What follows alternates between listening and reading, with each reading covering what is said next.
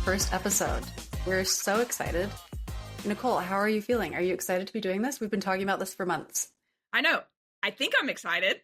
I think so. I'm the same. I'm like, I'm so excited. And then someone's like, so it's going to be like you answering questions about Mormonism. I'm like, oh yeah, okay, maybe I'm not. Maybe I'm not excited. Maybe I'm more nervous, but we'll see. I know. I go back and forth. I think I've switched between, oh, I'm kind of nervous for this, and, oh, I'm so pumped for this. So we'll find out. My goal will be to not offend. That is my goal. I think the fact that that's your goal, though, like the people who are offending are the people who aren't even thinking about it. So like nothing you've ever said so far has, and I think we should err on the side of everything's on the table. And if someone doesn't want to answer something, then we don't. I think it's great. Sounds good. We maybe get one of those buttons that you press, like like a catchphrase beep or something. Yeah. Like, all right, move on. I love it. Hey, so I feel like we should start by just kind of introducing ourselves, because my audience obviously knows me, doesn't know you. Your audience doesn't know you as well because you are a producer behind the scenes. So I feel like maybe we go back and forth and kind of rapid fire, just say like where we're from. Did we grow up religious? Are we still religious? What is our exposure to Mormonism? We could spend a whole hour on that, but do you want to go first? Yeah, I'll go first. I'm a stranger to all. So I am actually born and raised in North Carolina.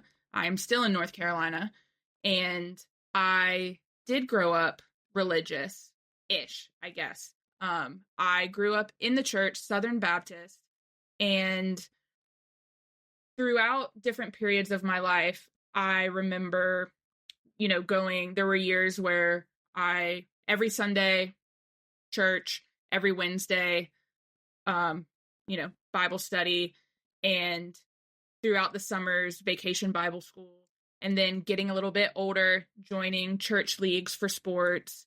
And, there were also some years where we were the holiday goers and we were there Christmas Eve. But I would say probably going into college was when, or maybe even a little bit earlier than that, high school, I started to feel a little bit uncomfortable in the church. And I think that correlated with me coming out at 16. Yeah. So from there, it kind of died down. And then if you were to ask me right now, I wouldn't say that I'm religious. I would say that I'm spiritual. Yeah. Yeah. And like what percentage growing up, like were your friends all going to church? Was it like you knew a few people from high school? Was church where you made friends? What was that like? My closest friends growing up were church friends. And it kind of stayed that way until probably high school, where, you start to break off and just go to different high schools. But yeah, most of the people that I hung out with as a kid, most of the people who came to my birthday parties or that I went to were people that I had met through church. Cool. Yeah. And then tell us about like your first exposure to Mormonism and how you started working for the Trib. So it's all kind of combined. So I'll preface, she's my now wife. We are now married. But we met through Instagram. I slid into her DMs. Yes. And she was at the time a travel nurse. And this was during the COVID pandemic. And she was doing a travel assignment in Ogden. And we, being from North Carolina, we're not privileged to have so much snow that Utah has. Yeah. So snow is a luxury here in the South. And I remember seeing an Instagram story of hers of snow on a random day. And I'm pretty sure it was April or May. Like it was a time where in my eyes, that is crazy. Yeah, that's crazy. There shouldn't be snow in May. It happens once a year, and every year we're surprised and shocked and outraged. Yeah. Yeah. So that is how I slid into the DMs. And long story short, we never stopped talking. And one of the text conversations we were having, she had to go from Ogden. I think she had to take a COVID test for a new assignment that she was doing. So she drove from Ogden to, is it Brigham City? Is that, so she was making that drive, and during that drive, she passed, going through Salt Lake City, saw the big temple with big statue. Of mist. Yeah. And she had heard of it from people who she worked with in the hospital, but she had nothing to do. So she stopped and she got out and, looked very touristy, taking photos of it and sending it to me. And I remember specifically, I was at the gym, had my mask on and everything. And she's sending me this photo of this gold man playing the trumpet on top of a temple, and was like telling me kind of like little things about it. And she was like, and she thought it was the temple. Like it was, there's one temple. Yeah. This is the guy. This is the place, but she wasn't allowed in. So she was just kind of like looking from afar and telling me all these things. And, I haven't been to like Europe or places where people go into like cathedrals and, take photos and stuff, but I've obviously seen where that's a thing. So I was like, oh, what does it look like on the inside? She's like, I don't know. I'm not allowed in. Yeah. And I'm like, you're not allowed into a church. And she's like, no, I'm not allowed in. I said, oh, okay. And then I looked it up and I'm learning more about this, gold man playing the trumpet. And I'm like, that like, that's not the only temple. She goes, no, this is the temple in Utah. And I'm like, well, this website says that they're all over. And so it was like these things we were just texting back of like, what is this? Like, this is just so unknown. And you didn't know, like, had you known any members of the church growing up? No, none. To this day, outside of my job working for the Tribune, I don't. Huh. I'm pretty sure I had to work General Conference last year, and I think I've worked like 4 or 5 now, but they actually announced a temple in Charlotte, North Carolina, which is where I'm at. So you're like, I know there are some. They are here somewhere. They're here somewhere. But yeah, so that was just kind of the first like, okay, so there's temples, they're everywhere, can't go in, but then there's meeting houses. Can you know, like it was just, it was just so many different things to where, and I'm so curious. Like, if you could see my Google search history, you would think I'm insane. Like, anytime I have a question, like, for example, we recently had like a gnat problem, and I just randomly had a question of like, where do gnats go at night? Like, where do they sleep? Like, where are they? You know, so then there's like 3 Google search to learn about where gnats sleep.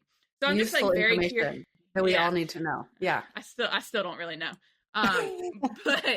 But you know, like that's just kind of like where my mind went with that. And when she came home from that assignment, we started seeing, I feel like that was when we started seeing the Netflix documentaries, and that was, you know, just kind of one thing after the other. It kind of snowballed. It felt like our interest came at the same time the world's interest came. That's so interesting.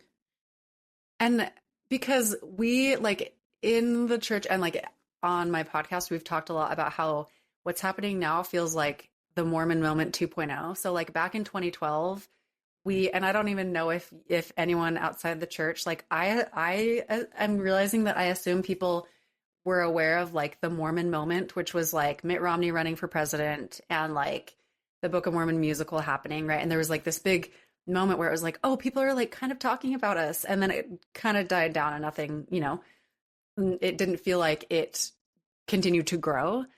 So it's just interesting how like they build on each other, and how like, I think that was a lot of people's first exposure to a member of the church. I'm talking about, I guess both the musical and Mitt Romney, but it's like, I'm just having this thought now, like, wouldn't it be so interesting if this amount of media coverage had happened before Mitt ran for president? Like, would people have been more or less freaked out by him? We'll never know. But I just think it's interesting how they like build on each other, right? And like, there probably were all these little things that you've heard all these years, but it like didn't really become a thing until there's like this critical mass of attention on it. And now it's like, it feels like we're everywhere. And I don't know if we're more everywhere than we have been, or if people are just like, we've reached that level of awareness where it feels like we're not having to like explain from the beginning every single time it comes up. Although Yeah, we still are. It's not like anything out there is like a great in-depth explanation of the religion itself. this is true. I'm almost wondering if being in the age of like the influencer and people just like sharing their thoughts and stuff, it's just become more of an open platform Yeah. to air things Yeah. out. Everyone's sharing more. And so, yeah. Yeah, whereas before, 2012, 2013, like you kind of almost had to really search for what you were finding. I don't think I knew Mitt Romney was Mormon. Really? Even when he was running for president? Yeah, I don't think that I remember that being part of his campaign. That is so interesting. Yeah. And then what did you think of him? In 2012, I was a freshman going to sophomore in college. So Yeah. I don't think when it came to politics, I was as informed I get and that. into it as I would be now. Like I definitely remember him and his campaign, but I don't really remember what I thought about it. So had you like come across missionaries ever? Like seen them around? No. This is crazy. This is just crazy because I mean, I just come from like the polar opposite. Like I am like the quintessential Mormon person. One of the first times we talked, just to paint to how different we are to the audience, how many cousins do you have? Oh yeah, I want to say 51, but I honestly might have lost count. Okay, I have 0. I have 0 cousins. It is me. That is so wild. Yeah, and because I grew up, in Provo, Utah. I have pioneer ancestors. I'm like, as culturally Mormon as you can get.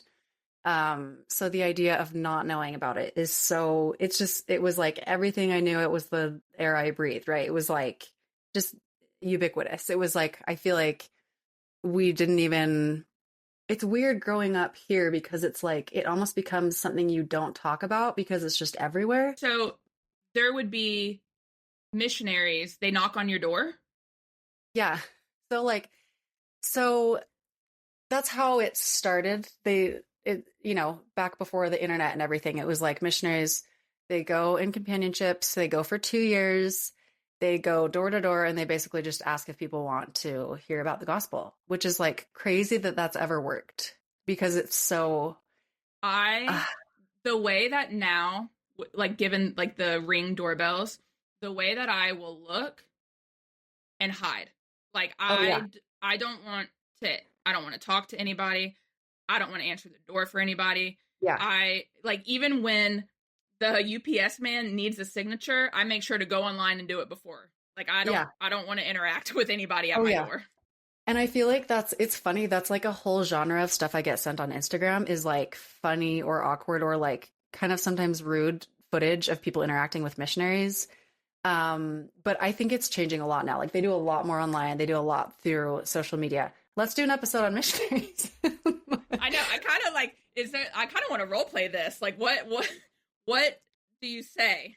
Oh, I don't know. I haven't gone on a mission. So here's the other thing is like missions are they're like much more, not obligatory, but it's more like an expectation that boys will go on missions, and girls, it's become more and more popular for girls to go on missions, but it's still, I think there are more, men than women, elders. They call them elders than sisters. Okay.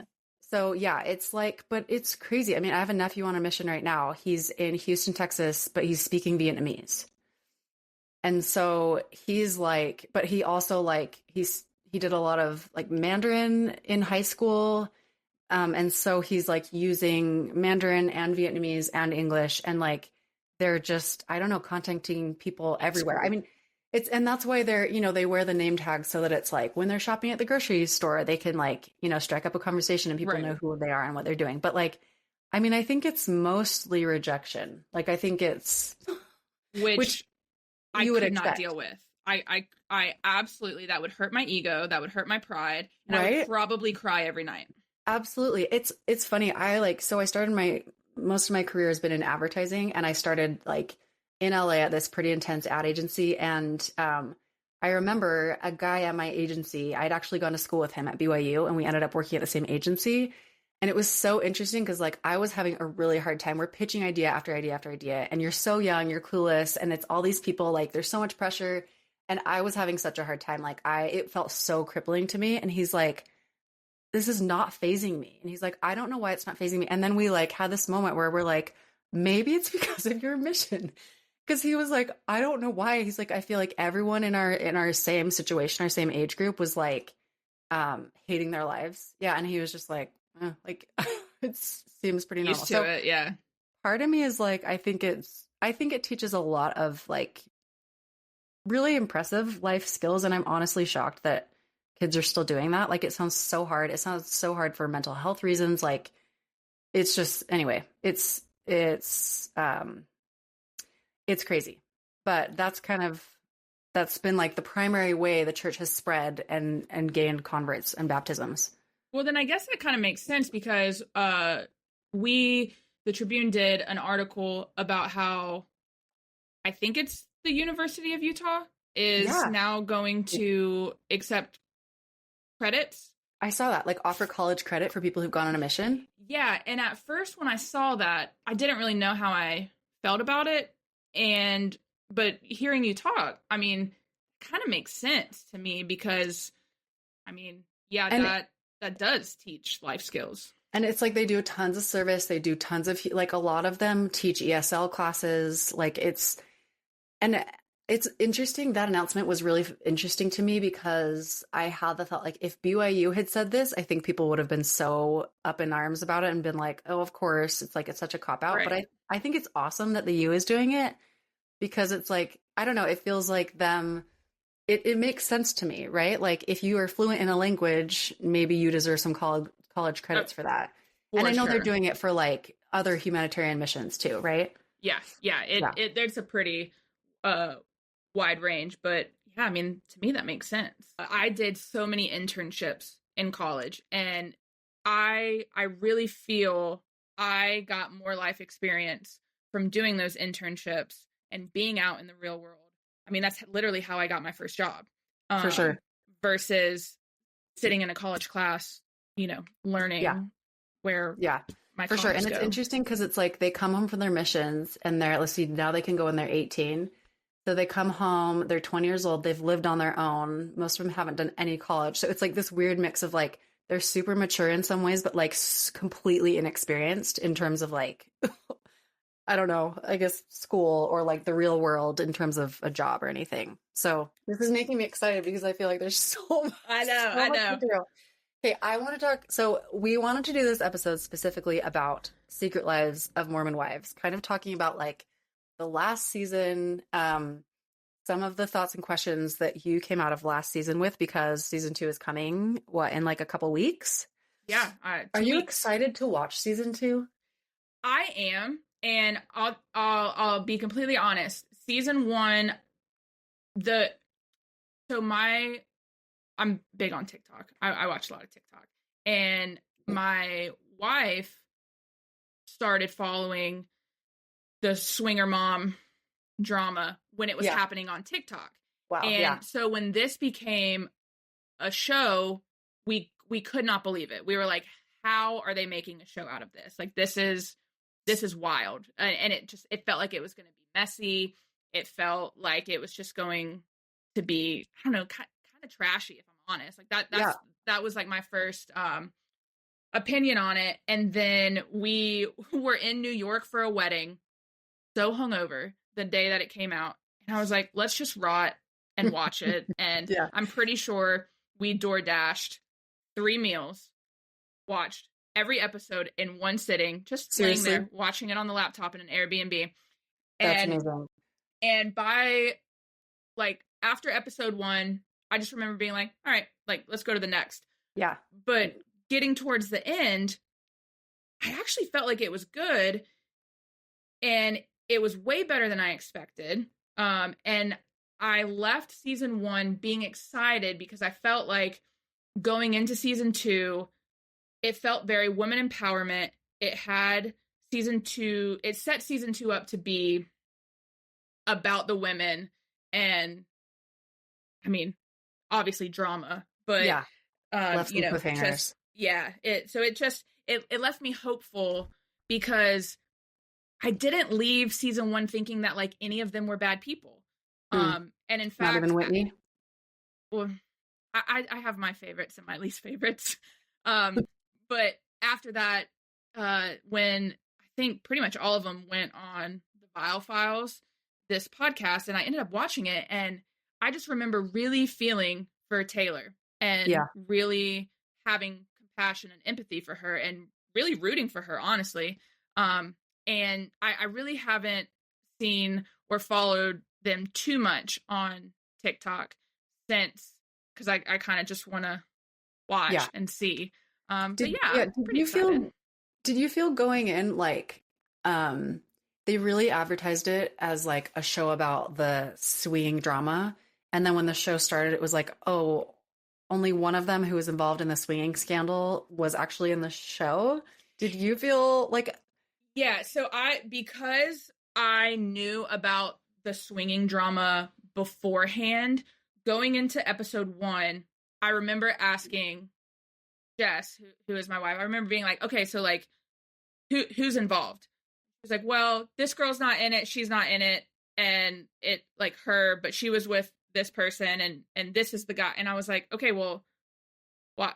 Then what is this show about? Like, this isn't about it, you know? Yeah. I feel like they definitely, like, it was kind of a bait and switch to, like, I mean, there was plenty of drama in the show, but they definitely used that to their advantage to, like, make you think it was going to be a bigger thing than it was. Too.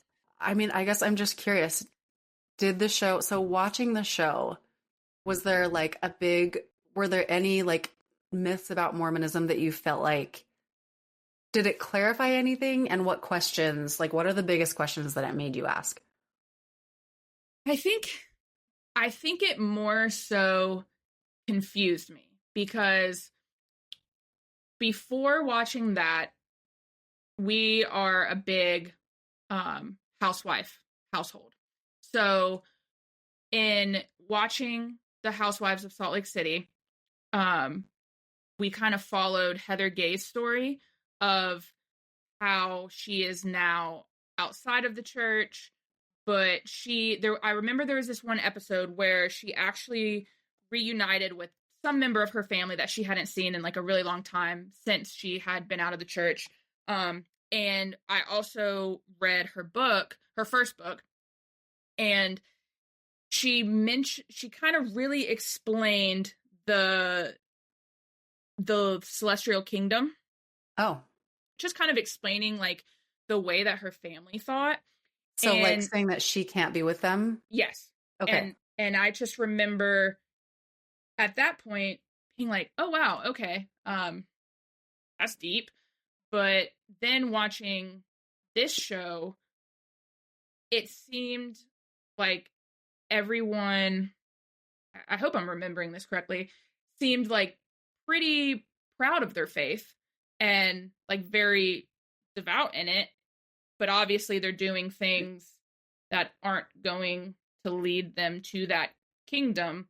So I would say like the biggest confusion or the biggest thought that it gave me was, is that the ultimate goal? Like being part of the church and being part of that religion, like you would think like that's the temple wedding, you know, not doing this, living this life and ending up there. But there's tiers and, you know, there's things that there's a different path you can take and, you know, you can end up below it and, you know, and certain things. And to me, it was like, okay, well, then what's the point? Like to me, it seems like it's a very all or nothing. And the middle of it is, I think, what's confusing to me is you have this idea of what a quote unquote perfect Mormon would be. Yeah. And then you have people like Lisa Barlow, who is a housewife and who loves the church, talks about it in such high praise, but she drinks and she does so many things that, that the church is saying, no. Yeah. Are we entering like a modern phase of the religion? Like, are things going to shift once, I don't know, once like maybe younger people step up? I mean, if that happens. So, okay, that's so interesting. And it's, again, like, so, like, of all the things I would think that you would know about Mormonism, I would not have guessed it would be like the 3 levels of heaven, because that's like, thank you, Heather Gay. And let this be fact that the housewives can teach you something in this life. Exactly. So, I mean, I think it comes down to like, oh my gosh, there's so many places to start. So I think the reason that Mormonism is more perceived as more high demand and is more high demand than some other Christian religions is because of the temple. What you said at the beginning, right? Because you have to, in order to get a temple recommend, you have to be doing certain things, right? Word of wisdom, which is no drinking alcohol or coffee, right? Like obeying the law of chastity, paying tithing. Like there are things that you have to be doing to get in, to have a temple recommend. So that is why it's like, it is a like behavior based thing, right? And so, that's why you could you sip a coffee at home? They're not gonna stop you. And I'm sure there are people who have done that. And I like the bishop, the one who's doing the interview, is not going to be like, I sense that you're lying. It's not like they're not going to sniff your breath. Yeah. That's kind of a conversation that's happening a lot in the church now, because like is like you talk about other religions and you can say, oh, they're like an Orthodox, they're Orthodox Jew, or they're like Orthodox, or like practicing Catholic. And for Mormonism, I think because it's so new so far, it's just kind of been like, we're all like, it is kind of that all or nothing. Right. And I think a lot of people have had that idea, but now it's really interesting. Like Gen Z people, especially, like a lot of them are just drinking coffee and they're like, I think it's fine. I think I'll be fine. And like, I don't know if they're drinking coffee and like lying and still going to the temple, or if they're just deciding, oh, I'm going to be like, I'm okay to be at a lower level and that's fine with me.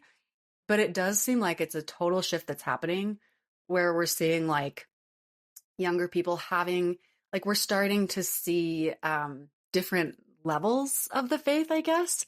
And like, I think what's interesting about about Secret Lives is like when it came out, a lot of people in the church were really upset because they were saying, well, that's not a representation of like a truly good, member of the church, which it's not. Most of them are not like on the strictest, one-way road to the celestial kingdom, right?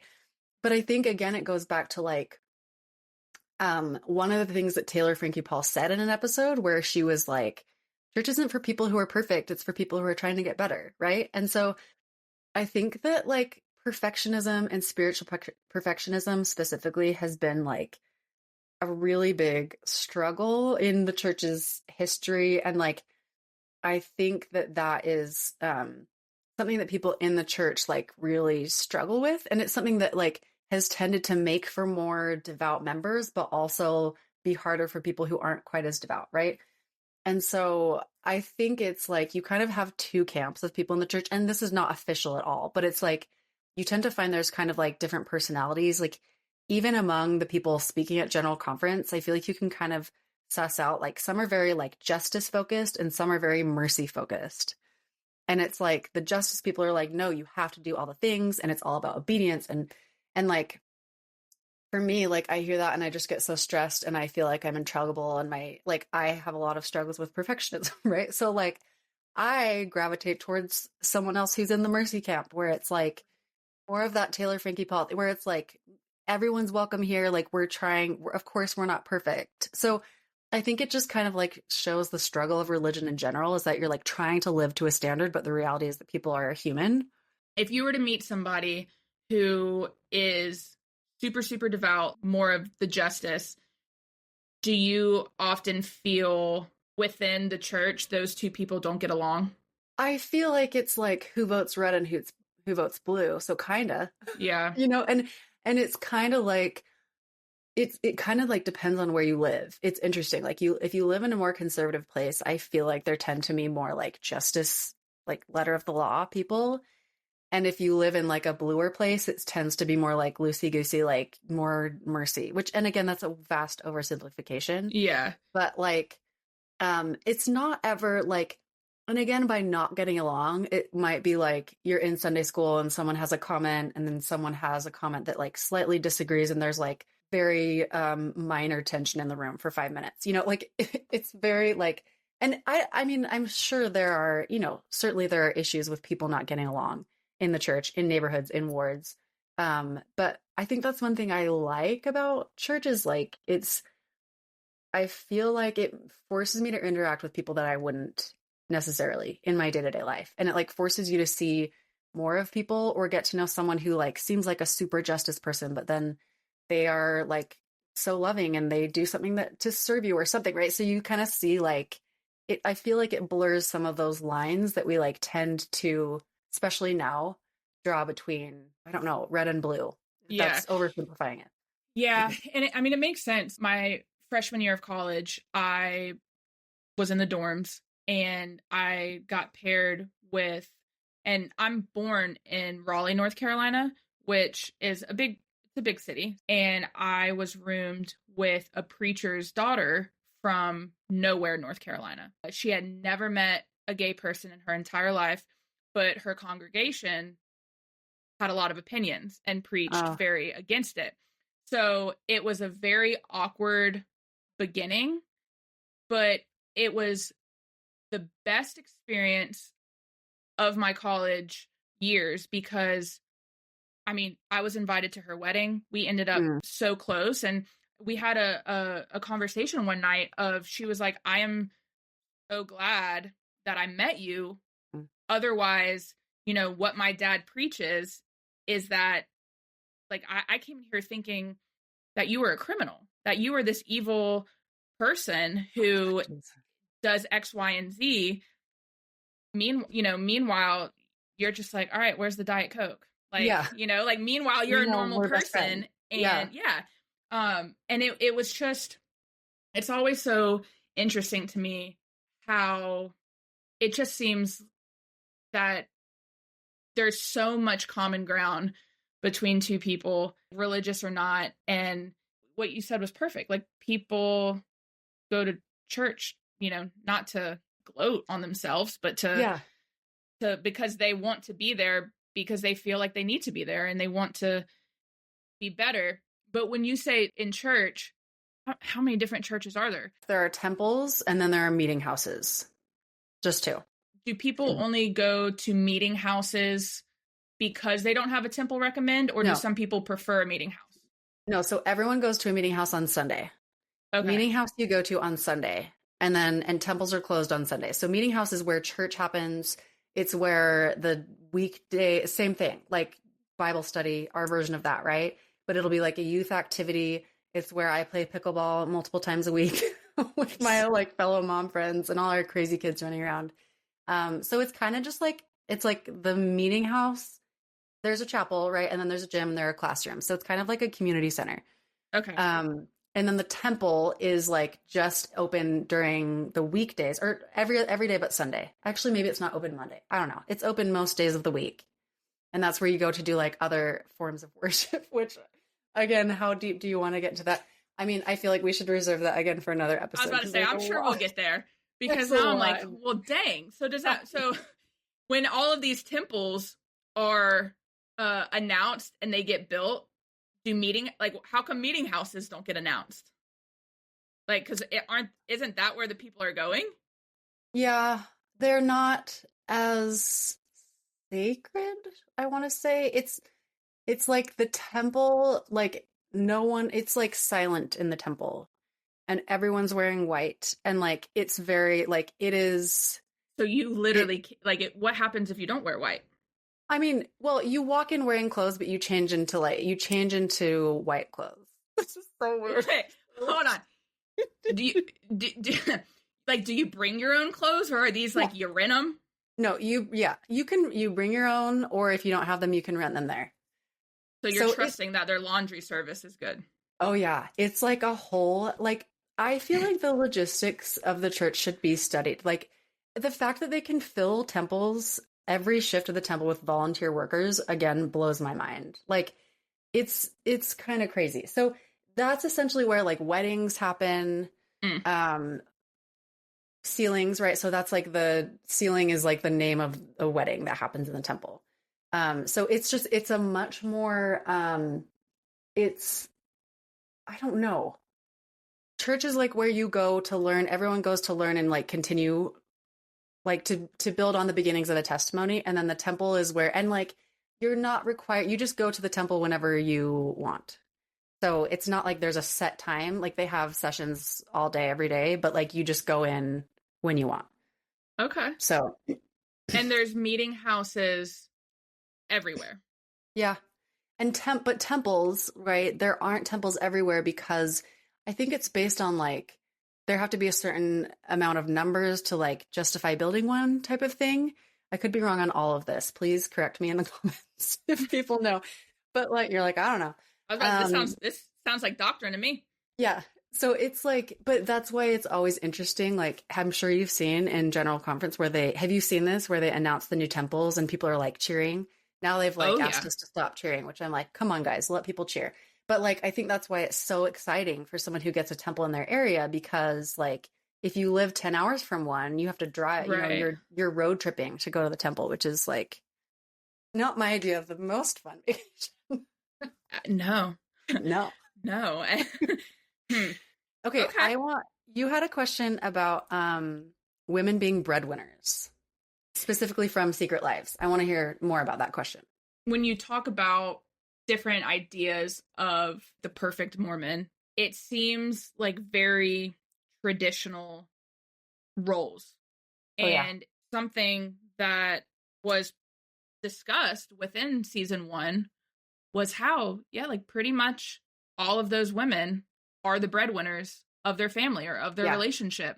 And, you know, I think in some relationships you can see kind of deteriorate because of that. Jen Affleck? But, I'm so curious. I think she's the one I'm most curious about. She was the one where, like, at the end when I saw that she moved, I was like, no, don't do it. No. I know. I was like, I'm kind of rooting for divorce, even though I shouldn't be. But like, I'm like, I want her to get away from him. But yeah, like that was just a very interesting tidbit is that you just, not that it's frowned upon, because I feel like, especially in today's day and age, you really don't have control over that. Like sometimes it just happens. And to me that's awesome. Especially creating a new conversation to women.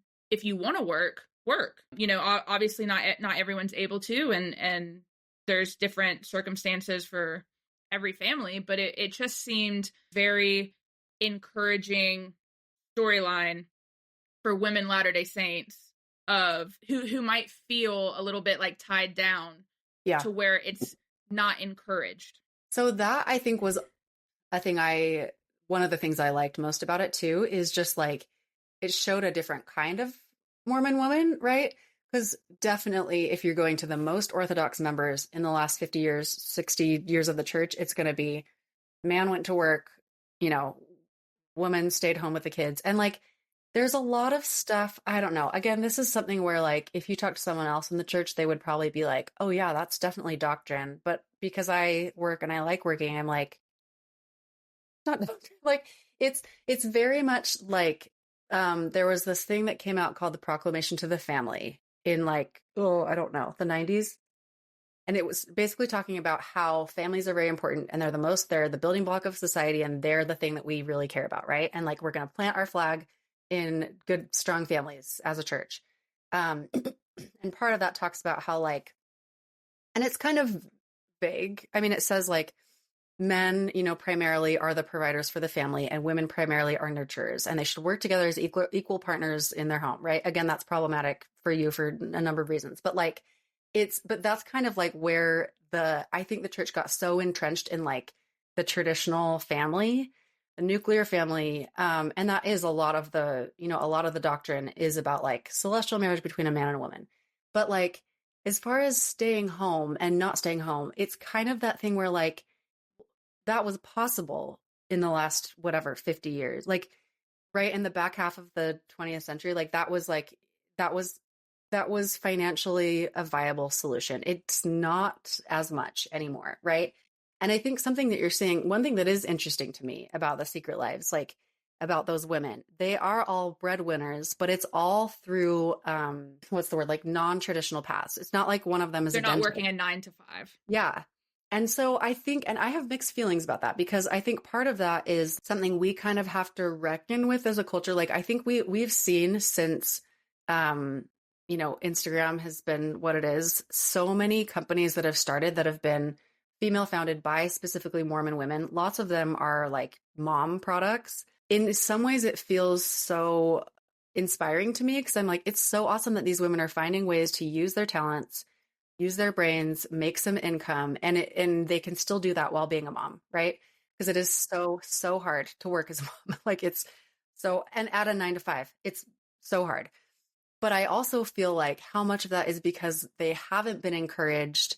They weren't encouraged like, hey, you could be a dentist and a mother, like they weren't encouraged as much as the Mormon men were to have that like traditional or a more traditional job. And I actually I think Tamara did a story about this, which I thought was really hit hard for me. Women in the church specifically saying that like they did it the right way. They did everything they thought they were supposed to. Some quit school, some just, didn't work. And then here they are with kids and they're divorced and they have no means of, providing for their family. So I think that's something that, again, every answer feels so long-winded and like not even, but I think that's something that is shifting just as culture is shifting, as it's less possible to stay home, to have, only one parent working, as like jobs are shifting. Like I think there's a lot more flexibility and like people freelancing or doing project-based work or, being influencers. Like this is a whole, career that didn't exist however long ago. So when we talked the other day, you mentioned how when you are born basically into the church, the community aspect of it starts at a very young age. So do you think that with young girls, especially kind of growing up in the church, do you think they're kind of like subconsciously taught what that correct path is? Not so much encouraged, but like, kind of to where they end up discouraged being career driven? Absolutely. It's both things. You can't say, oh, the church teaches women that they shouldn't do that. But also, where did all these women get the idea? It's because they went to church and most of the women they saw didn't work. Right. And so I think that also, goes into perfectly of why in all aspects representation matters, because, even though there might be some members of the church who watch a show like Secret Lives of Mormon Wives and they roll their eyes and they say, oh, these are awful role models. Like, I don't want my kids watching this and that, which is fair. I don't necessarily think that the term role model has become very loose over the years, but when you think about it, if there is somebody, even just one young woman in the world who has this career inspired mind and wants to explore something, and they continuously hear no, or are kind of taught not to pursue something, or they don't see maybe their own mom pursue something, or their aunt, or they don't see anybody in their life pursue something. But then, you follow somebody on TikTok or you turn on the show and you see, oh, she did it, I can do it. And that matters. Totally. And this is wild, but in the last episode the guy I was talking to was like, I know a family who got baptized into the church, or who recently got baptized, and like their first exposure to the church was Secret Lives of Mormon Wives. And I was like, that is crazy. And he's like, and he said that they specifically had said like, it was refreshing to be like, here's this like really imperfect person that is, and I think it kind of comes down to intent, right? Like, I think if someone is saying, And like some of those girls, it's that thing where you don't want to judge someone for how religious or not religious they are, but when they're claiming it super proudly, then it changes a little bit, right? You're like, okay, Right. so you're claiming this, but why are you claiming it? And I'm certainly with this show, obviously they're claiming it, or the producers they're here because it's buzzy, you know? They're here because it's like sensational. And not that's not the only reason they're there, but I'm saying one reason that's part of the show is for that element of it, right? And I mean, let's be real. If this was just a normal friend group in Kentucky exactly. that decided that they wanted to be swingers, and Hulu would not bat an eye. Exactly. Yeah. So, and I think that's fine. I just think it's like, I think that, or I guess my view on it is like, well, this brings up interesting points for discussion. What does it mean to be devoutly a member of the church? What does it mean? What does it mean to be like, to love the church, but say like, I think I'm fine on this level. I don't know. And like, what does that for us as members, like, what does it buy us to be like, no, you can only be, like, I think I'm always all for a bigger tent. And so I don't know. I think it was a net positive, even though like, I wouldn't say I enjoyed watching the show. It's just not like my preferred genre of show, but I feel like it was net positive. Something that I would say that most of my friends who are religious would identify as Baptist or Catholic. And something I hear very often is that they believe in the church, but not the Bible. And that, which it seems that is super okay, like within the religion. If you say that to somebody, they're like, okay, well, you're still religious. That's fine. Like, you don't really get judged at that. Whereas I feel like that's like you said, higher stakes. Like that's not really the case, because you can, if you were to sit there in temple with your rented white clothes and say, here's my Starbucks latte, they would be like, get out. There's the temple. It's like, there's the temple recommend. And then there's also, you can get excommunicated from the church. Like if you do, if there is a very serious sin you commit, you can get kicked out. So like, and don't you have to write, I watched, Whitney. Oh no. Write a letter. Don't you have to write a letter to leave? If you want to remove your records. Did she do that? Wait, I think I missed this. No, sorry. This is in Housewives. Housewives. Oh, got it. Okay. Yeah, okay. yeah. Different way. That's just so that they, like, you can just stop going to church and you stop going to church, but they'll probably have some friendly people come knock on your door in a few years and be like, hey, how's it going? Do you want to Gotcha. So like, if you want to, that's like, don't ever talk to me again. That's removing your records. That's like a hard breakup. Yeah. With all of that said, season 2 starts what? May 15th? May 15th. Okay, so I think we're going to be doing these episodes monthly, right? So the next time we talk, after all the episodes have released.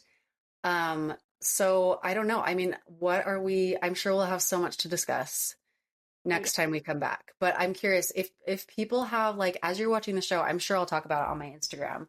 But if people have things they want us to talk about, send us DMs, let us know your questions. I don't know. I feel like, Nicole, you should keep a list of like more questions that you have. Yeah. When I watched season 1, they all stayed in the brain, and I'm probably on my Google search. So yeah, you can be my Google search for season 2. Oh my gosh. Yeah. That's a lot of pressure, but okay. Well, that will be exciting. I have to tell you, I'm not like looking forward to watching this. It seems like season 2 is going to be more dramatic. It seems like that's what they're going for. Yeah, it does seem like that. And I'm personally hoping that it's less like girl fights and less kind of, I hope it's uniting. I hope that it kind of follows more closely along like their own storylines, because I feel like each person kind of has a lot going on. Oh yeah. Which can lead to drama in itself, but I hope it's, less talking crap about one another and less turning people against. And sometimes I feel like that kind of drama is very housewifey. Whereas this group of girls has the opportunity to be more casual.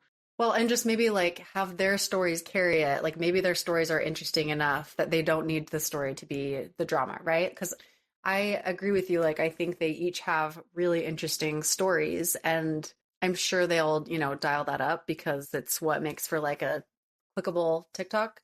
Yeah. But I don't know. This either shows the amount of time that I have, or this either shows the amount of loyalty I have. But I still watch Teen Mom. Really? Yeah, like going from 16 and pregnant, like way back when. There's now a current season called Teen Mom, The Next Chapter. And it's it's most of the girls from the original 16 and pregnant who their kids are now turning 16. Crazy. So people on season 1 are now like having kids that were the age when they got pregnant. But they do a really good storyline of it. It goes back and forth between each one as an individual and their story. And then they do things together. Like they'll be together, they'll talk together, they vacation together, stuff like that. So yeah, I'm kind of hoping that it's less catty and it actually goes into the stuff that people watch it for. I mean, they're selling the church with it. So I'd be really curious to kind of see if they're scared to touch certain topics because of that, or if they just go all in. Yeah. We'll find out. To be determined. I can't wait. Well, thank you for doing this. This is so fun. I am realizing already that it's going to stress me out to answer these questions. We'll do our best. And we'll get that button for you. Amazing. I am going to need it frequently. Yeah, and we'll just adopt the word allegedly. I feel like it might be just safe to say start everything allegedly, with allegedly. Yeah, some people this, some people say that. I don't know. Yeah. Yeah. Cool. Okay, well, thank you so much. I'm excited for next time. All right, see you then. Okay, see ya.